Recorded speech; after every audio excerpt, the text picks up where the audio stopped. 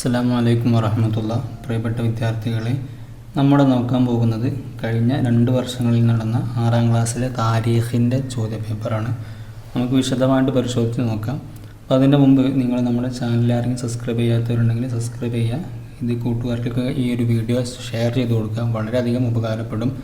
2 വർഷങ്ങളിൽ വന്ന ചോദ്യങ്ങൾ എങ്ങനെയൊക്കെയാണെന്ന് പരിചയപ്പെടാൻ വളരെയധികം യൂസ്ഫുള്ളായ ഒരു വീഡിയോ ആണ്. അതുകൊണ്ട് എല്ലാവർക്കും ഷെയർ ചെയ്ത് കൊടുക്കുക ഇൻഷാ അല്ലാഹ്. അപ്പോൾ നമുക്ക് ആദ്യത്തെ ചോദ്യത്തിലേക്ക് പോകാം. ആദ്യത്തെ ചോദ്യം കോളത്തിൽ ടിക്ക് മാർക്ക് അടയാളപ്പെടുത്തുക എന്നുള്ള ചോദ്യമാണ്. ചോദ്യം വായിക്കുക. ഉത്തരം അവിടെ കൊടുത്തിട്ടുണ്ട്. അതുകൊണ്ട് ഒരിക്കലും നമ്മൾ തെറ്റിക്കരുത്. നല്ല രൂപത്തിൽ ചോദ്യം വായിച്ചിട്ട് തന്നെ ചെയ്യാം കേട്ടോ. ഒന്നാമത്തെ ചോദ്യം, ഇബ്രാഹിം നബി അലൈഹി സ്വലാമിൻ്റെ പിതാവ് ആരാണെന്നുള്ളതാണ്. പിതാവ് ആരാണ്? താറഹ് ഉണ്ട്, ആസർ ഉണ്ട്, ഹൂദ് ഉണ്ട്. ആരായിരുന്നു പിതാവ്? പിതാവ് താറഹാണല്ലേ. അപ്പോൾ താറഹ് നമ്മൾ ശരി അടയാളപ്പെടുത്തി കൊടുക്കണം.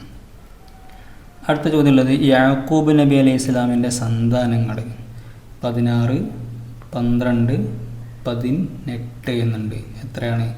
12 ആണല്ലേ. അടുത്ത ചോദ്യം ഉള്ളത് ഇദ്രീസ് നബി അലൈഹി സ്വലാമിൻ്റെ പൗത്രൻ ആരാണ്? അയ്യൂബ് അലൈഹി സ്വലാം, സ്വാലിഹ് അലൈഹി സ്വലാം, നൂഹ് അലൈഹി സ്വലാം. ആരെക്കുറിച്ചാണ് ഇദ്രീസ് നബി അലൈഹി സ്വലാമിൻ്റെ പൗത്രൻ എന്ന് പറയാറുള്ളത്? നൂഹ് അലൈഹി സ്വലാമാണല്ലേ. അപ്പോൾ നമുക്ക് ഓർമ്മ വേണ്ടോ. അടുത്ത ചോദ്യം, തൂഫാനിന് ശേഷം നൂഹ് നബി അലൈഹി സ്വലാം ജീവിച്ചു. എത്ര വർഷം ജീവിച്ചത്? 60, 40, 950 വർഷം. എത്രയായിരുന്നു? തൂഫാനിന് ശേഷം നൂഹ് നബി അലൈഹി സ്വലാം 60 വർഷം ജീവിച്ചു എന്നാണല്ലേ. അടുത്തൊരു ചോദ്യം ഉള്ളത് ഇബ്രാഹിം നബി അലൈഹി സ്വലാം മരണപ്പെട്ടത്. ഇബ്രാഹിം നബി അലൈഹി സ്വലാം മരണപ്പെട്ടത് സദൂമിലാണ്, ഹെബ്രോണിലാണ്, ഹിജറിലാണ്. എവിടെയാണ് പഠിച്ചത്? ഹെബ്രോണിലാണ് നാം പഠിച്ചത് അല്ലേ. അടുത്ത ചോദ്യം, ആദം നബി അലൈഹി സ്വലാമിൻ്റെ മകൻ. ആദം നബി അലൈഹി സ്വലാമിൻ്റെ മകൻ ആരാ? 3 ഓപ്ഷൻ കൊടുത്തിട്ടുണ്ട്. ഇദ്രീസ് അലൈഹി സ്വലാം, നൂഹ് അലൈഹി സ്വലാം, ഷീസ് അലൈഹി സ്വലാം. എന്താണ് ഓർമ്മ ഉണ്ടോ? എന്താണ്? ഷീസ് അലൈഹി സ്വലാം എന്നാണ് കേട്ടോ. അപ്പോൾ നിങ്ങൾക്ക് അതിൽ ഓർമ്മ ഉണ്ട്. ഇല്ലെങ്കിൽ ഇതേ രൂപത്തിൽ മനസ്സിലാക്കി വെക്കട്ടോ. രൂപത്തിലേക്ക് പോവുകയാണെങ്കിൽ നമുക്ക് ഇതേ രൂപത്തിലുള്ള മറ്റൊരു ചോദ്യം നോക്കാം. കോളത്തിൽ ടിക്ക് മാർക്ക് അടയാളപ്പെടുത്താനുള്ളത് തന്നെയാണ്. ആദ് ഗോത്രത്തിലേക്ക് നിയോഗിക്കപ്പെട്ട പ്രവാചകന്, ആദ് ഗോത്രത്തിലേക്ക് നിയോഗിക്കപ്പെട്ട പ്രവാചകൻ ആരാണ്? ഹൂദ് അലൈഹി സ്വലാം, സ്വാലിഹ് അലൈഹി സ്വലാം, ലൂത്ത് അലൈഹി സ്വലാം. ആരാണ് ആദിലേക്ക് വന്നത്? ഹൂദ് അലൈഹി സ്വലാം ആണല്ലേ. അതെ, ഓക്കെ, നിങ്ങൾക്കറിയാം, ഹൂദ് അലൈഹി സ്വലാം. അടുത്ത ചോദ്യമുള്ളത് എന്താണ്? ജയിലിൽ വെച്ച് റിസാലത്ത് ലഭിച്ച പ്രവാചകൻ ആരാണ്? ജയിലിൽ വെച്ച് റിസാലത്ത് ലഭിച്ച പ്രവാചകനെ കുറിച്ച് പറഞ്ഞത് യാക്കൂബ് അലൈഹി സ്വലാം, ഇസ്ഹാഖ് അലൈഹി സ്വലാം, യൂസുഫ് അലൈഹി സ്വലാം. ആരാണ് ജയിലിലേക്ക് ആയിരുന്നത്? ഒരാളെ കുറിച്ച് നമ്മൾ ജയിലിൽ നിന്നൊക്കെ പഠിച്ചതില്ലേ? യൂസുഫ് അലൈഹി സ്വലാമാണ്. എല്ലാവർക്കും ഓർമ്മ ഉണ്ട് അല്ലേ. വേറൊരു ചോദ്യം, ഫലസ്തീനിൻ്റെ പഴയ പേരെന്താണ്? ഫലസ്തീനിൻ്റെ പഴയ പേര് എന്താണ്? ഷാമാണ്, കന്നാനാണ്, ഹെബ്രോൻ ആണ്. എന്താണ്? എല്ലാവർക്കും ഓർമ്മല്ലേ? ഉണ്ടല്ലോ, കന്നാൻ ആണ് അല്ലേ. അടുത്തൊരു ചോദ്യം ഉള്ളത് വഫാത്താകുമ്പോൾ ഇബ്രാഹിം നബി അലൈഹി സ്വലാമിൻ്റെ വയസ്സ് എത്രയാണെന്നുള്ള ചോദ്യമാണ്. 137, 99, 175. എത്രയാണ്? ഓർമ്മയുണ്ടോ? അത് 175 അടുത്തൊരു ചോദ്യം ഉള്ളത് സമൂദ് ഗോത്രത്തിൻ്റെ വാസസ്ഥലം എവിടെയാണ്? എവിടെയാണ് സമൂദ് ഗോത്രത്തിൻ്റെ വാസസ്ഥലം? ഹിജർ, അഹ്കാഫ്, ബാബിലോൺ. എവിടെയാണ്? ഓർമ്മയുണ്ടോ? ഹിജറിലാണ് അല്ലേ, ഹിജർ. അപ്പോൾ ഇത്രയും ചോദ്യങ്ങളാണ് ഈ ടിക്ക് മാർക്ക് അടയാളപ്പെടുത്താനുള്ള ചോദ്യങ്ങൾ കഴിഞ്ഞ 2 വർഷങ്ങളിൽ വന്നിട്ടുള്ളത്. നിങ്ങൾ നല്ല രൂപത്തിൽ മനസ്സിലാക്കി വെക്കുക. നമുക്ക് അടുത്തൊരു ചോദ്യത്തിലേക്ക് പോകാം. ചേരുംപടി ചേർക്കുക എന്നുള്ള ചോദ്യമാണ് അടുത്തതായിട്ടുള്ളത്. ചേരുംപടി ചേർക്കുന്നത് ഇതും വളരെ ഈസിയുള്ള ചോദ്യങ്ങളാണ്. നമുക്കവിടെ ഉത്തരങ്ങൾ കൊടുത്ത ചോദ്യങ്ങളായതുകൊണ്ട് ഒരിക്കലും നമ്മൾ തെറ്റിക്കരുത് കേട്ടോ. അപ്പോൾ നമുക്ക് ആദ്യത്തെ ഭാഗങ്ങൾ ശരിക്കും വായിച്ച് നോക്കിയിട്ട് എന്ത് ചെയ്യുക, ഓരോന്ന് ചെയ്ത് കൊടുക്കാം. ഒന്ന്, ലൂത്ത് നബി അലൈഹി സ്വലാം നിയോഗിക്കപ്പെട്ട സ്ഥലം. ഇസ്ഹാഖ് നബി അലൈഹി സ്വലാം റസൂലായി നിയോഗിക്കപ്പെട്ട സ്ഥലം. ഇബ്രാഹിം നബി അലൈഹി സ്വലാം ജനിച്ച സ്ഥലം. ആദം അലൈഹി സ്വലാമിൻ്റെ ഖബർ സ്ഥിതി ചെയ്യുന്നത്. ആദ് ഗോത്രത്തിൻ്റെ വാസസ്ഥലം. ഇതൊക്കെ എവിടെയാണ് എന്നുള്ളതാണ്. അപ്പോൾ നമുക്ക് ഓരോന്ന് നോക്കാം. ലൂത്ത് നബി അലൈഹി സ്വലാം നിയോഗിക്കപ്പെട്ട സ്ഥലം എവിടെയാണ്? ഓർമ്മ ഉണ്ടോ? അൽ മുത്തഫിക്കാത്താണല്ലേ, മുത്തഫിക്കാത്ത് എന്നാണ്. അപ്പോൾ നമുക്ക് ഇവിടെ ഡി എന്ന് എഴുതി കൊടുക്കാം. അടുത്തത് ഇസ്ഹാഖ് നബി അലൈഹി സ്വലാം റസൂലായി നിയോഗിക്കപ്പെട്ട സ്ഥലം എവിടെയാണ്? ഇസ്ഹാഖ് നബി എവിടെയാണ് റസൂലായി നിയോഗിക്കപ്പെട്ടത്? ഷാം ആണല്ലേ, ഷാം ആണ്, ഷാം. അപ്പോൾ നമുക്ക് എന്ത് ചെയ്താൽ ഷാം എന്നതാണ്. ഇപ്പോൾ നമുക്ക് എന്ത് ചെയ്യുക, അതിന് നേരെ എ എന്ന് എഴുതി കൊടുക്കാം. അടുത്തത് ഇബ്രാഹിം നബി അലൈഹി സ്വലാം ജനിച്ച സ്ഥലം എവിടെയാണ്? ഇബ്രാഹിം നബി അലൈഹി സ്വലാം ജനിച്ചത് എവിടെ? ബാബിലോണിലാണല്ലേ, ബാബിലോൺ. അപ്പോൾ നമുക്ക് ബി എന്ന് എഴുതി കൊടുക്കാം. അടുത്തത് ആദം അലൈഹി സ്വലാമിൻ്റെ ഖബർ സ്ഥിതി ചെയ്യുന്നത് എവിടെയാണ്? ആദം നബി അലൈഹി സ്വലാമിൻ്റെ ഖബർ സ്ഥിതി ചെയ്യുന്നത് എവിടെയാണ്? ചോർമുണ്ടോ? ആദം നബി അലൈഹി ഇസ്ലാമിൻ്റെ ഖബർ ഈ ആണില്ലേ, ഈ ബൈത്തുൽ മുഖദ്ദസിലാണ് കേട്ടോ, ബൈത്തുൽ മുഖദ്ദസ്. അപ്പോൾ നമുക്ക് എന്ത് ചെയ്യുക, ഈ എന്ന് എഴുതി കൊടുക്കുക. അടുത്തത് ആദ് ഗോത്രത്തിൻ്റെ വാസസ്ഥലം. എവിടെയാണ് ആദ് ഗോത്രത്തിൻ്റെ വാസസ്ഥലം? ഇനി ഒന്നേ ഉള്ളൂ അല്ലേ, ഖാഫ് അല്ലേ, സി ആണ് കേട്ടോ. ഈ രൂപത്തിൽ നമ്മൾ വളരെ തെറ്റില്ലാതെ ആ മാർക്കുകൾ മുഴുവൻ ലഭിക്കുമെന്ന് ഉറപ്പുവരുത്തുന്ന രൂപത്തിൽ തന്നെ നമ്മൾ എഴുതി കൊടുക്കണം കേട്ടോ, തെറ്റിക്കരുതേ. നമുക്ക് ഉത്തരം ഇവിടെ ഉള്ളതായതുകൊണ്ട് ഒരിക്കലും നമ്മൾ ഈ രൂപത്തിലുള്ള ചോദ്യങ്ങൾ തെറ്റിക്കരുത് കേട്ടോ. അടുത്ത ചോദ്യം നമുക്ക് ചേരുമ്പോൾ ചേർക്കാനുള്ള മറ്റൊരു ചോദ്യം നോക്കാം. ഇബ്രാഹിം നബി അലൈഹി ഇസ്ലാമിൻ്റെ പിതാവ് ഇസ്രായേൽ എന്ന പേരുള്ള പ്രവാചകൻ, നൂഹ് നബി അലൈഹി ഇസ്ലാമിൻ്റെ അവിശ്വാസിയായ മകൻ, അൽ അബുത്താനി എന്ന പേരിൽ അറിയപ്പെട്ട പ്രവാചകൻ, ആദം അലൈഹി ഇസ്ലാമിൻ്റെ മകൻ. ഇങ്ങനെ ഉള്ള ചോദ്യങ്ങളാണ്. അപ്പോൾ നമുക്ക് നോക്കാം. ഇബ്രാഹിം നബി അലൈഹി ഇസ്ലാമിൻ്റെ പിതാവ് ആരായിരുന്നു? നമ്മൾ നേരത്തെ പറഞ്ഞതാണല്ലേ, താറഹ് ആണല്ലേ, താറഹാണ് ഇബ്രാഹിം നബി അലൈഹി ഇസ്ലാമിൻ്റെ പിതാവ്. അടുത്തത് ഇസ്രായേൽ എന്ന പേരുള്ള പ്രവാചകൻ ആരാണ്? ഇസ്രായേൽ എന്ന പേരുള്ള പ്രവാചകൻ ആരാ? യാക്കൂബ് നബി ആണല്ലേ, യാക്കൂബ് നബിക്കാണ് ഇസ്രായേൽ എന്ന് പറയാറുള്ളത്. അപ്പം ഡി എന്ന് എഴുതി കൊടുക്കാം. അടുത്ത നൂഹ് നബി അലൈഹി ഇസ്ലാം അവിശ്വാസിയായ മകൻ. നൂഹ് നബിൻ്റെ അവിശ്വാസിയായ മകൻ്റെ പേരെന്താണ്? ഓർമ്മയുണ്ടോ? കൻആൻ എന്നാണല്ലേ, കൻആൻ. അപ്പോൾ നമുക്ക് എന്ത് ചെയ്താൽ എ എന്ന് എഴുതി കൊടുക്കട്ടോ. അടുത്തത് അൽ അബുത്താനി എന്ന പേരിൽ അറിയപ്പെട്ടതാരാ? അബുത്താനി എന്നറിയപ്പെടുന്നത് ആരാ? ഓർമ്മയുണ്ടോ? നൂഹ് നബി അലൈഹി ഇസ്ലാം ആണല്ലേ. അപ്പം ബി എന്ന് എഴുതി കൊടുക്കുക. വെള്ളപ്പൊക്കത്തു നിന്നൊക്കെ കൈസിലായി രക്ഷപ്പെട്ട ഒരു പ്രവാചകനാണല്ലേ നൂഹ് നബി. അപ്പം നമുക്ക് അബുത്താനി എന്നാണ് പറയാറുള്ളത് അല്ലേ. പിന്നെ മറ്റൊരു ചോദ്യം, ആദം നബി അലൈഹി ഇസ്ലാമിൻ്റെ മകൻ. ആദം നബി അലൈഹി ഇസ്ലാമിൻ്റെ മകൻ ആരാണ്? ഷീസ് അലൈഹി ഇസ്ലാം ആണല്ലേ, ഷീസ് അലൈഹി ഇസ്ലാം. അപ്പോൾ നമുക്ക് എന്ത് ചെയ്യുക, സി എന്ന് എഴുതി കൊടുക്കട്ടോ. ഈ രൂപത്തിൽ കൃത്യമായിട്ട് ഈ ചോദ്യങ്ങൾക്ക് ഉത്തരം കിട്ടും. കാരണം ഉത്തരം അവിടെ കൊടുത്തിട്ടുണ്ട്, തെറ്റിക്കാതെ സൂക്ഷിക്കാം. നമുക്ക് അടുത്ത ചോദ്യങ്ങളിലേക്ക് പോവുകയാണെങ്കിൽ അടുത്ത് പൂരിപ്പിക്കാനുള്ള ചോദ്യങ്ങളാണ്. നമുക്ക് വായിച്ച് നോക്കാം. നൂഹ് നബി അലൈഹി സ്വലാം വഫാത്തിനു ഡേഷ് വർഷങ്ങൾക്ക് ശേഷമാണ് ഹൂദ് അലൈഹി സ്വലാമിനെ അള്ളാഹു താല നിയോഗിച്ചത്. നമുക്ക് ഓർമ്മയുണ്ടല്ലേ, നമ്മൾ പഠിച്ച കാര്യമാണ്. അപ്പം എന്താണ്? 800 വർഷങ്ങൾക്ക് ശേഷം എന്നാണല്ലേ, 800 വർഷങ്ങൾക്ക് ശേഷമാണ് പ്രവാചകനായിട്ട് നിയോഗിച്ചത് കേട്ടോ. അടുത്ത ചോദ്യം, അസൂയയും ഡേഷും ഇബിലീസിനെ ധിക്കാരിയാക്കി. എന്താണ്? അസൂയയും അഹങ്കാരവും ഇബ്ലീസിനെ എന്ത് ചെയ്യും? ധിക്കാരിയാക്കി അല്ലേ. അടുത്ത ചോദ്യം, ബി സി ഡാഷ് നൂറ്റാണ്ടിലാണ് ഇബ്രാഹിം നബി അലൈഹി ഇസ്ലാം ജനിച്ചത്. എന്താണ്? 19-ാം നൂറ്റാണ്ടിലാണ് ഇബ്രാഹിം നബി അലൈഹി ഇസ്ലാം ജനിച്ചത് അല്ലേ. അടുത്ത ചോദ്യം, ഇസ്മായിൽ അലൈഹി ഇസ്ലാം ജനിച്ചത് ഡാഷ് വർഷത്തിനു ശേഷം ഇസ്ഹാഖ് അലൈഹി ഇസ്ലാം ജനിച്ചു. എത്ര വർഷമാണ് ഇസ്മായിൽ നബി ജനിച്ചതിൻ്റെ? 14 വർഷങ്ങൾക്ക് ശേഷമാണ് ഇസ്ഹാഖ് അലൈഹി ഇസ്ലാം ജനിച്ചത്. അടുത്ത ചോദ്യം ഉള്ളത്, ആദം ആദം അലൈഹി സ്വലാം വഫാത്താകുമ്പോൾ മക്കളെയും പേരമക്കളെയും ഡാഷ് പേര് ഉണ്ടാകും. അപ്പോൾ രണ്ടും അവർ മൊത്തത്തിൽ എത്ര പേരുണ്ടായിരുന്നു എന്നുള്ളതല്ലേ. മക്കളും പേരമക്കളുമായി 4 ലക്ഷം പേർ ഉണ്ടായിരുന്നു. പിന്നെ നൂഹ് അലൈഹി ഇസ്ലാമിൻ്റെ മകൻ ഡാഷിൻ്റെ സന്താന പരമ്പരയിൽപ്പെട്ടവരാണ് ആദ് ഗോത്രം. എന്താണ്? നൂഹ് നബി അലൈഹി ഇസ്ലാം സാമിൻ്റെ സന്താന പരമ്പരയിൽപ്പെട്ടാണ് കേട്ടോ.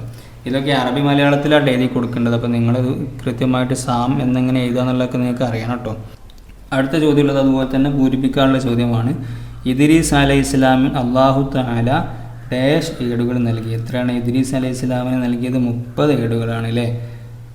അടുത്ത ചോദ്യം, ഹിജാസിൻ്റെയും ഡാഷിൻ്റെയും ഇടയ്ക്കുള്ള പ്രദേശമാണ് ഹിജർ. ഹിജാസിൻ്റെയും എന്താണ്? ഹിജാസിൻ്റെയും ഷാമിൻ്റെയും ഇടയ്ക്കുള്ള പ്രദേശമാണ് ഹിജർ അല്ലേ. അടുത്ത ചോദ്യം, ഇബ്രാഹിം നബി അലൈഹി ഇസ്ലാം ആദ്യം പിതൃവ്യൻ ഡാഷിനെ ഇസ്ലാമിലേക്ക് ക്ഷണിച്ചു. പിതൃവ്യൻ്റെ പേരെന്തായിരുന്നു? ആസർ എന്നാണ്. അപ്പോൾ ആസറിനെ ഇസ്ലാമിലേക്ക് ക്ഷണിച്ചു. പിതൃവ്യൻ്റെ പേരും അതുപോലെ തന്നെ പിതാവിൻ്റെ പേരൊന്നും എന്തായിരുന്നു, കൺഫ്യൂഷൻ ആവരുത് കേട്ടോ. അടുത്ത ചോദ്യം, റബ്ബന തഖബ്ബൽ മിന്ന ഡാഷ് അൽ അലീം എന്ന് പറയുന്നുണ്ട്. എന്തായിരുന്നു? റബ്ബന തഖബ്ബൽ മിന്ന ഇന്നക അൻതസ് സമീഉൽ അലീം എന്നാണ് അല്ലേ. അതൊക്കെ നിങ്ങൾ കൃത്യമായിട്ട് ഓർമ്മ വേണ്ട, കാണാതെ പഠിക്കേണ്ട ഭാഗങ്ങൾ കാണാതെ പഠിച്ച് വെക്കണേ. അടുത്തത്, ഇസ്മായിൽ അലൈഹി ഇസ്ലാം ജനിച്ചത് ഡാഷ് വർഷത്തിനു ശേഷം ഇസ്ഹാഖ് അലൈഹി ഇസ്ലാം ജനിച്ചു. നേരത്തെ നമ്മൾ കണ്ട തന്നെയാണ്, 14 വർഷത്തിന് ശേഷം അല്ലേ. അടുത്ത ചോദ്യം, മദീനത്തുൽ ഖലീൽ എന്നറിയപ്പെടുന്ന ഹെബ്രോൺ ഡാഷിൽ നിന്ന് 66 കിലോമീറ്റർ അകലെയാണെന്നുള്ളതാണ് ചോദ്യം. ബൈത്തുൽ മുഖദ്ദസിൽ നിന്ന് കേട്ടോ, ബൈത്തുൽ മുഖദ്ദസിൽ നിന്ന് 66 കിലോമീറ്റർ അകലെയാണ്. അടുത്ത ചോദ്യം ഒറ്റ വാക്കിൽ ഉത്തരം എഴുതാനുള്ള ചോദ്യങ്ങളാണ്. ഒറ്റ വാക്കിൽ ഉത്തരം എഴുതുക. 1. ഈജിപ്തിലെ രാജാവ് ഇബ്രാഹിം നബി അലൈഹി സ്വലാമിന് സമ്മാനിച്ച ദാസിയുടെ പേരെന്താ? ഹാജർ എന്ന ദാസിയാണ് അല്ലേ? ഹാജർ എന്ന ദാസിയാണ് കൊടുത്തത് കേട്ടോ. അടുത്തത് ആദം അലൈഹി സ്വലാമിൻ്റെ ജനാസ സംസ്കരണം നിർവഹിച്ചത് ആരാ? ആദം അലൈഹി സ്വലാമിൻ്റെ ജനാസ സംസ്കരണം നിർവഹിച്ചത് മലക്കുകളാണ് അല്ലേ? അടുത്തത് നൂഹ് അലൈഹി സ്വലാമിൻ്റെ കപ്പലിലുണ്ടായിരുന്ന മനുഷ്യർ എത്രയാണ്? നൂഹ് നബിയുടെ കപ്പലിൽ എത്ര മനുഷ്യന്മാരുണ്ടായിരുന്നു? ഓർമ്മയുണ്ടോ? 40 പുരുഷന്മാരും 40 സ്ത്രീകളും അല്ലേ? അടുത്തത് അൽ അബുസ്ഥാനി എന്ന പേരിൽ അറിയപ്പെടുന്ന നബി നേരത്തെ നമ്മൾ പറഞ്ഞതാണ് അല്ലേ? നൂഹ് അലൈഹി സ്വലാം. അടുത്ത ചോദ്യം ഇബ്രാഹിം നബി അലൈഹി സ്വലാം ആദ്യം ഹിജ്റ പോയ സ്ഥലം എവിടെയാണ്? എവിടേക്കാണ് പോയത്? ഹറാൻ എന്നുള്ള സ്ഥലത്തേക്കാണ് പോയത് അല്ലേ? അടുത്തത് വഫാത്താകുമ്പോൾ ഇബ്രാഹിം നബി അലൈഹി സ്വലാമിൻ്റെ വഫാത്താകുമ്പോൾ ഇബ്രാഹിം നബി അലൈഹി സ്വലാമിൻ്റെ വയസ്സ് എത്രയാണ്? 175 ഈ കാര്യങ്ങളൊക്കെ കൃത്യമായിട്ട് ഓർമ്മയിൽ വെക്കട്ടോ. അടുത്ത ചോദ്യം ഒറ്റ വാക്കിൽ ഉത്തരം എഴുതാനുള്ള ചോദ്യങ്ങൾ തന്നെയാണ്. ഇസ്മായിൽ നബി അലൈഹി സ്വലാം അറബി പഠിച്ചത് ആരിൽ നിന്നാണ്? ജുർഹൂം ഗോത്രത്തിൽ നിന്നാണ് അല്ലേ? അവിടെ വന്നുകൂടിയ സംസം കിണറത്തിൻ്റെ അടുത്ത് വന്നുകൂടിയ ആളുകളാണ് അവരുടെ അടുത്ത് നിന്നാണ് അറബി പഠിച്ചത്. പിന്നെ സ്വാലിഹ് അലൈഹി സ്വലാമിൻ്റെ ഒട്ടകത്തെ കൊന്നതാരാ? കൊന്ന ആൾക്ക് എന്താ പറയുക? ഖുദാർ എന്ന ആളാണ് കൊന്നതില്ലേ? അടുത്ത ചോദ്യം ആദ് ഗോത്രത്തിൻ്റെ വാസസ്ഥലത്തിന് എന്താണ് പറയുക? ഖാഫ് എന്നാണ് അല്ലേ? യമനിലെ ഹദർമൗത്തിൻ്റെ അവിടെയാണ്, വടക്ക് ഭാഗത്താണ് ഖാഫ് ഉള്ളത്. അതൊക്കെ നിങ്ങൾ മനസ്സിലാക്കി വെക്കട്ടോ. വഫാത്താകുമ്പോൾ നൂഹ് അലൈഹി സ്വലാമിൻ്റെ വയസ്സ് എത്രയായിരുന്നു? 1050 അല്ലേ? അടുത്ത ചോദ്യം ആദം അലൈഹി സ്വലാം ജനാസ സംസ്കരണം നിർവഹിച്ചത് ആരാണ്? നേരത്തെ നമ്മൾ പറഞ്ഞു മലക്കുകളാണ് കേട്ടോ. വേറെ ചോദ്യം ഉള്ളത് ഇസ്മായിൽ അലൈഹി സ്വലാം ജനിക്കുമ്പോൾ ഇബ്രാഹിം നബി അലൈഹി സ്വലാമിൻ്റെ വയസ്സ് എത്രയായിരുന്നു? 99 വയസ്സായിരുന്നു അല്ലേ? അപ്പോൾ ഈ രൂപത്തിലൊക്കെയാണ് നിങ്ങൾക്ക് ചോദ്യങ്ങൾ വരിക. അപ്പോൾ ഒറ്റ വാക്കിലുള്ള ചോദ്യങ്ങളൊക്കെ നമുക്ക് വളരെ സൂക്ഷിച്ച് ഓർമ്മയിൽ വെക്കേണ്ട കാര്യങ്ങളാണ്. നഷ്ടപ്പെട്ടാൽ നമുക്ക് മാർക്ക് നഷ്ടപ്പെടും. അതുകൊണ്ട് കൃത്യമായിട്ട് ഓർമ്മയിൽ വെക്കട്ടോ. നമുക്ക് അടുത്ത ചോദ്യങ്ങളിലേക്ക് പോകാം. ഒറ്റ വാചകത്തിൽ ഉത്തരം എഴുതാനുള്ള ചോദ്യങ്ങളാണ് പിന്നീട് നമുക്ക് വരിക. അതിലുള്ളൊരു ചോദ്യം മരണാസന്നമായപ്പോൾ ഇബ്രാഹിം നബി അലൈഹി സ്വലാം മകനോട് എന്താണ് വസിയത്ത് ചെയ്തത് എന്നുള്ളതാണ്. എന്തായിരുന്നു ഇബ്രാഹിം നബി അലൈഹി സ്വലാമിൻ്റെ വസിയത്ത്? അള്ളാഹുവിനെ മാത്രമേ ആരാധിക്കാവൂ എന്നും മുസ്ലിമായി ജീവിച്ചു മരിക്കണം എന്നുമാണ് വസിയത്ത് ചെയ്തത് അല്ലേ? അപ്പോൾ ആ ഒരു കാര്യം നിങ്ങൾ ഓർമ്മയിൽ വെക്കുക. അടുത്ത ചോദ്യം എങ്ങനെയാണ് തൂഫാൻ്റെ തുടക്കം? തൂഫാൻ തുടങ്ങിയത് എങ്ങനെ? അതിശക്തമായ മഴ വർഷിച്ചു, ഭൂമിയിൽ നിന്നും ഉറവകൾ പൊട്ടി പ്രവഹിച്ചു, എല്ലായിടത്തും വെള്ളം പൊങ്ങി അല്ലേ? ഈ രൂപത്തിലാണ് തൂഫാൻ്റെ തുടക്കം നമ്മൾ പുസ്തകത്തിൽ പറയുന്നുണ്ട് കേട്ടോ. അടുത്ത ചോദ്യമുള്ളത് സദൂം നിവാസികളെ അള്ളാഹു താല നശിപ്പിച്ചത് എങ്ങനെയാണ് സദൂം നിവാസികൾ നശിപ്പിച്ചത്? നേരം പുലരുന്നപ്പോൾ ഒരു ഘോര ശബ്ദമുണ്ടായി, അള്ളാഹു അവരുടെ നാട് കീമേൽ മറിച്ചിട്ടു, നാട് വിട്ടുപോയ അവിശ്വാസികളെ ചുട്ട ഇഷ്ടികക്കല്ല് വർഷിപ്പിച്ച് നശിപ്പിക്കുകയും ചെയ്തു അല്ലേ?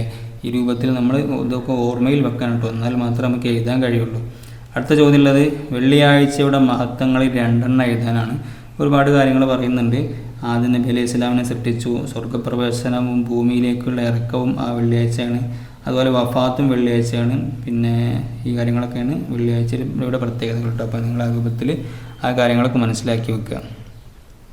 അടുത്ത ചോദ്യങ്ങളിലേക്ക് പോവുകയാണെങ്കിൽ സ്വാലിഹ് അലൈഹി സ്വലാമിനെ വധിക്കാൻ ശ്രമിച്ചവർക്ക് എന്ത് സംഭവിച്ചു? സ്വാലിഹ് നബിനെ വധിക്കാൻ വേണ്ടി ഒരു ശ്രമം നടത്തിയിരുന്നില്ലേ? അതിൽ എന്താണ് സംഭവിച്ചത്? ആ സംഘത്തിൻ്റെ മേൽ ഒരു വലിയ പാറക്കല്ല് ഉരുണ്ടു വീണു, അവരുടെ ശിരസ്സുകൾ പൊട്ടിച്ചിതറിയില്ലേ? ആ രൂപത്തിലാണ് ഉണ്ടായത്. പിന്നെ അടുത്ത ചോദ്യം അല്ലാഹു തആല ആദ് ഗോത്രത്തെ എന്തെല്ലാം നൽകി അനുഗ്രഹിച്ചു? ഒരുപാട് കാര്യങ്ങൾ കൊടുത്തിട്ടുണ്ടായിരുന്നില്ലേ? നദികളും തോട്ടങ്ങളും കന്നുകാലികളും കൊട്ടാരങ്ങളും അസാധാരണ കായിക ശക്തിയും നൽകി അള്ളാഹു അവരെ അനുഗ്രഹിച്ചു അല്ലേ? ആദ് ഗോത്രത്തിനെ കുറിച്ചാണ് ചോദിച്ചത് കേട്ടോ. അടുത്ത ചോദ്യമുള്ളത് ധിക്കാരിയായ ഇബ്ലീസിനോട് അള്ളാഹു തആല എന്താ പറഞ്ഞത്? എന്ത് പറഞ്ഞു? നിന്നെയും നിന്റെ അനുയായികളെയും കൊണ്ട് ഞാൻ നരകം നിറക്കുക തന്നെ ചെയ്യുമെന്നാണ് പറഞ്ഞത് അല്ലേ? പിന്നെ അടുത്ത ചോദ്യം വന്നിട്ടുള്ളത് നൂഹ് നബി അലൈഹി സ്വലാമിൻ്റെ സ്വഭാവം എങ്ങനെയായിരുന്നു? നൂഹ് നബി അലൈഹി സ്വലാമിൻ്റെ സ്വഭാവം എങ്ങനെയായിരുന്നു? ശാന്തനും സഹനശീലനും ആയിരുന്നു. ഈ രൂപത്തിലുള്ള ചോദ്യങ്ങളും 4 മാർക്കിൻ്റെ ഈ രൂപത്തിലുള്ള ചോദ്യങ്ങൾ വരും. മറ്റൊരു ചോദ്യ പേപ്പറിൽ നോക്കുകയാണെങ്കിൽ ഒറ്റവാചകത്തിൽ ഉത്തരം എഴുതാനുള്ള ചോദ്യങ്ങൾ നോക്കുക. സ്വാലിഹ് നബി അലൈഹി സ്വലാമിനെ വധിക്കാൻ ശ്രമിച്ചവർക്ക് എന്ത് സംഭവിച്ചു? നേരത്തെ നമ്മൾ കണ്ടുല്ലേ? ആ സംഘത്തിൻ്റെ മേൽ ഒരു വലിയ പാറക്കല്ല് ഉരുണ്ടു വീണു, അവരുടെ ശിരസ്സുകൾ പൊട്ടിച്ചിതറി. അപ്പം 2 വർഷങ്ങളിൽ ആവർത്തിച്ച് വന്ന ചോദ്യമാണ് കേട്ടോ. മറ്റൊരു ചോദ്യം, സദൂം നിവാസികളുടെ സ്വഭാവങ്ങൾ എന്തെല്ലാമായിരുന്നു? സദൂം നിവാസികളുടെ സ്വഭാവം എന്തെല്ലാമായിരുന്നു? കവർച്ചയും അക്രമങ്ങളും സ്വർഗവർഗരതിയും അല്ലേ? ഈ കാര്യങ്ങളൊക്കെ നമ്മൾ മനസ്സിലാക്കി വെക്കട്ടോ.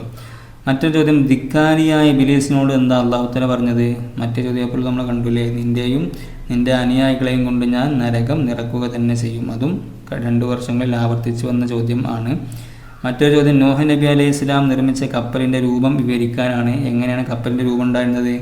600 മുഴം വീതി, 1300 മുഴം നീളം, 30 മുഴം പൊക്കം കേട്ടോ, 3 നിലകൾ. ഈ രൂപത്തിലൊക്കെയാണ് നോഹ് നബി അലൈഹി ഇസ്ലാമിൻ്റെ കപ്പലുണ്ടായിരുന്നത്. അപ്പോൾ നിങ്ങളിതൊക്കെ ഓർമ്മയിൽ വെക്കുക. അടുത്ത ചോദ്യം, യൂസുഫ് നബി അലൈഹി ഇസ്ലാമിൻ്റെ 2 സഹതടവുകാർ കണ്ട സ്വപ്നം എന്തായിരുന്നു? യൂസുഫ് നബി അലൈഹി ഇസ്ലാമിൻ്റെ കൂടെ 2 തടവുകാർ വേറെ ഉണ്ടായിരുന്നില്ല. അവരെന്താ സ്വപ്നം കണ്ടത്? ഒരാൾ വീഞ്ഞ് പിഴിഞ്ഞ് കുടിക്കുന്നു അല്ലേ, രണ്ടാമത്തെ തലയിൽ റൊട്ടി ചുമന്ന് നടക്കുന്നു, അതിൽ നിന്നും പക്ഷികൾ തിന്നുന്നു. അങ്ങനെയൊക്കെയാണ് സ്വപ്നങ്ങൾ കണ്ടതിൽ. അപ്പോൾ നിങ്ങൾ കൃത്യമായിട്ടത് മനസ്സിലാക്കി വെക്കട്ടോ. മറ്റൊരു ചോദ്യം, മരണാസന്നമായപ്പോൾ ഇബ്രാഹിം നബി അലൈഹി സ്വലാം മക്കളോട് ചെയ്ത വസീയത്ത് എന്താണ്? മക്കളോട് എന്താണ് വസീയത്ത്? നേരത്തെ നമ്മൾ കണ്ട ചോദ്യം തന്നെയാണ് അല്ലേ. അള്ളാഹുവിനെ മാത്രമേ ആരാധിക്കാവൂ എന്നും മുസ്ലിമായി ജീവിച്ചു മരിക്കണമെന്നാണ് വസീയത്ത് കൊടുത്തതില്ലേ. അപ്പോൾ അതും ആവർത്തിച്ച് വന്ന ചോദ്യമാണ് കേട്ടോ. ഹസ്ബി അള്ളാഹ്, എനിക്ക് അള്ളാഹു മതി. അതിൻ്റെ സന്ദർഭം വിവരിക്കാൻ ഹസ്ബി അള്ളാഹ്, എനിക്ക് അള്ളാഹു മതി എന്ന് എപ്പോഴാണ് പറഞ്ഞത്? തെറ്റുവില്ല് ഉപയോഗിച്ച് ഇബ്രാഹിം നബി അലൈഹി സ്വലാമിനെ തീയിലേക്ക് എറിഞ്ഞ സമയത്താണ് ഹസ്ബി അള്ളാഹ്, എനിക്ക് അള്ളാഹു മതി എന്ന് പറഞ്ഞതില്ലേ. അപ്പോൾ നിങ്ങൾ ആ കാര്യങ്ങളൊക്കെ മനസ്സിലാക്കി വെക്കുക.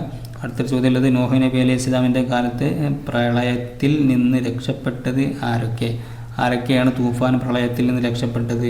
40 പുരുഷന്മാർ, 40 സ്ത്രീകൾ, എല്ലാ ജീവജാലങ്ങളിൽ നിന്നുമുള്ള ഇണകൾ അല്ലേ. ഇത്രയും ആളുകളാണ് ആ തൂഫാൻ എന്ന ഒരു വെള്ളപ്പൊക്കത്തിൽ നിന്ന് രക്ഷപ്പെട്ട ആളുകൾ. അതൊക്കെ നമ്മൾ കൃത്യമായിട്ട് മനസ്സിലാക്കി വെക്കുക. അടുത്തതായിട്ട് നമുക്ക് വരാനുള്ള ചോദ്യങ്ങൾ എന്താണ്? 5 മാർക്കിൽ കുറയാതെ എഴുതാനുള്ള 5 വരിയിൽ കുറയാതെ എഴുതാനുള്ള 5 മാർക്കിൻ്റെ ചോദ്യങ്ങളാണ് വരിക. അതിൽ നേരത്തെ കഴിഞ്ഞ വർഷങ്ങളിലൊക്കെ ചോദിച്ചത് സമൂദ് ഗോത്രത്തെക്കുറിച്ച് ചോദിച്ചിട്ട് ഇബ്രാഹിം നബി അലൈഹി സ്വലാമിൻ്റെ പ്രബോധനത്തെക്കുറിച്ചൊക്കെ ചോദിച്ചിട്ടുണ്ട്. അപ്പോൾ നിങ്ങൾ നല്ല രൂപത്തിൽ കാര്യങ്ങൾ പഠിച്ചു വെക്കുക. സമൂദ് ഗോത്രത്തെക്കുറിച്ച് ചോദിക്കുകയാണെങ്കിൽ നമുക്ക് എന്താ ചെയ്താൽ പറ്റുക? സാമിൻ്റെ സന്താന പരമ്പരയിൽപ്പെട്ട ഒരു ഗോത്രമാണ് സമൂദിലെ. ഹിജാസിൻ്റെയും ഷാമിൻ്റെയും ഇടയ്ക്കുള്ള ഹിജ്റിൽ ആയിരുന്നു അവരുടെ വാസസ്ഥലം. വിഗ്രഹാരാധനയും അധാർമികതകളുമായി അവരെ നേർവഴിയിലേക്ക് നയിക്കാൻ അവരുടെ ഗോത്രക്കാരനായ സ്വാലിഹ് അലൈഹിസ്സലാം അല്ലാഹു പ്രവാചകനായി നിയോഗിച്ചു. ഒരു ചെറിയ ന്യൂനപക്ഷം മാത്രമേ വിശ്വസിച്ചുള്ളൂ. അങ്ങനെയൊക്കെ ഒരുപാട് കാര്യങ്ങൾ പറയുന്നുണ്ട്. അത് നമ്മളെ പാഠം 4 പേജ് 19 പറയുന്നുണ്ട്. നിങ്ങൾക്ക് നല്ല രൂപത്തിൽ മനസ്സിലാക്കാൻ പറ്റും. പിന്നെ മറ്റൊരു കാര്യമുള്ളത് ഇബ്രാഹിം നബി അലൈഹി സ്വലാമിൻ്റെ പ്രബോധനത്തെക്കുറിച്ചാണ്. ഇബ്രാഹിം നബി ആദ്യം പിതൃവ്യൻ നാസറിനെ ഇസ്ലാമിലേക്ക് ക്ഷണിച്ചു. അദ്ദേഹം വിശ്വസിച്ചില്ല. തുടർന്ന് ജനങ്ങളെ സമീപിച്ചു. അള്ളാഹുവിനെ ആരാധിക്കുക, അവനെ തഖ്വ ചെയ്യുക, അതാണ് നിങ്ങൾക്ക് ഉത്തമം, അദ്ദേഹം ഉത്ബോധിപ്പിച്ചു.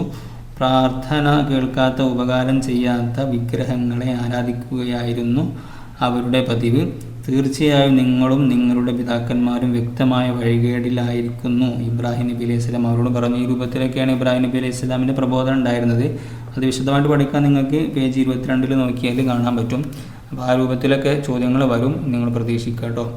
മറ്റൊരു ചോദ്യം, മറ്റൊരു സംഭവം ഉള്ളത് സംസം ആണ്. സംസമിനെ കുറിച്ച് എഴുതാനാണ്. സംസമിനെ കുറിച്ച് എഴുതാണെങ്കിൽ എന്താണ്? ഇബ്രാഹിം നബി അലൈഹി സ്വലാം മക്കയിൽ ചെന്ന കൊണ്ടയാക്കുമ്പോൾ കുറച്ച് ഈത്തപ്പഴം ഒരു തുകൽ പാത്രത്തിൽ അല്പം വെള്ളവും മാത്രമേ ഹാജർ ബീവിയുടെ പക്കലുണ്ടായിരുന്നുള്ളൂ.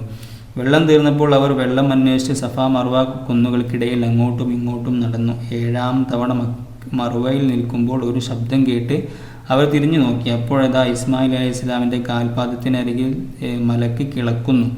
അവിടെ നിന്ന് വെള്ളം പൊട്ടി ഒഴുകി ഹാജർ ബീവിയെ തടഞ്ഞു നിർത്തി. അതാണ് സംസം. ആ രൂപത്തിലൊക്കെയാണ് നമ്മൾ പാഠത്തിൽ പറയണത്. അപ്പോൾ നിങ്ങൾ പാഠം ഒന്ന് കൃത്യമായിട്ട് നോക്കിയിട്ട് സംസം എന്നതിനെക്കുറിച്ചുള്ള 5 വരിയിൽ എഴുതാൻ പറ്റിയ രൂപത്തിൽ പഠിച്ചു വെക്കുക.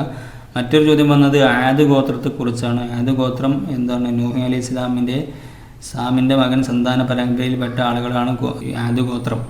യമനിലെ ഹദറമൗത്ത് വടക്കുള്ള അഹ്കാഫിൽ അവർ താമസിച്ചു. നദികളും തോട്ടങ്ങളും കന്നുകാലികളും കൊട്ടാരങ്ങളും അസാധാരണ കായിക ശക്തിയും നൽകി അള്ളാഹു അവരെ അനുഗ്രഹിച്ചു. എന്നാൽ അനുഗ്രഹങ്ങൾക്ക് അവർ നന്ദി ചെയ്തിരുന്നെന്ന് മാത്രമല്ല, അക്രമവും അനീതിയും വിഗ്രഹാരാധനയുമായി സന്മാർഗത്തിൽ നിന്ന് വ്യതിചലിക്കുകയാണ് അവർ ചെയ്തതില്ലേ. അപ്പോൾ ഈ രൂപത്തിലൊക്കെയാണ് 5 മാർക്കിൻ്റെ ചോദ്യങ്ങൾ വരിക. അപ്പം നല്ല രൂപത്തിൽ നിങ്ങൾ പഠിച്ചു വെക്കുക. അറബി മലയാളത്തിൽ എഴുതാനും കൃത്യമായിട്ട് പഠിച്ചു വെക്കുക ഇൻഷാ അല്ലാ. അപ്പം ഈ ഒരു വീഡിയോ കണ്ട എല്ലാവർക്കും നന്ദി അറിയിക്കുന്നു. അതുപോലെ നിങ്ങൾ സബ്സ്ക്രൈബ് ചെയ്യാത്ത ആളുകൾക്ക് സബ്സ്ക്രൈബ് ചെയ്യുക. ഈ വീഡിയോ എല്ലാവർക്കും ഷെയർ ചെയ്ത് കൊടുക്കുക. ഇൻഷാ അല്ലാ നല്ല രൂപത്തിൽ നിങ്ങൾ എന്ത് ചെയ്യുക, കാര്യങ്ങൾ പഠിക്കുക. നമ്മൾ ഇതുവരെ കണ്ടതും കേട്ടതൊക്കെ അല്ലാഹു തആല ഒരു സാലിഹായ സൽക്കർമ്മമായിട്ട് അല്ലാഹു തആല സ്വീകരിക്കുമാറാവട്ടെ. ഒരുപാട് കാര്യങ്ങൾക്ക് പഠിക്കാനും അത് ജനങ്ങൾക്ക് പകർന്നു കൊടുക്കാനൊക്കെ അല്ലാഹു തആല തൗഫീഖ് നൽകുമാറാവട്ടെ. ആമീൻ.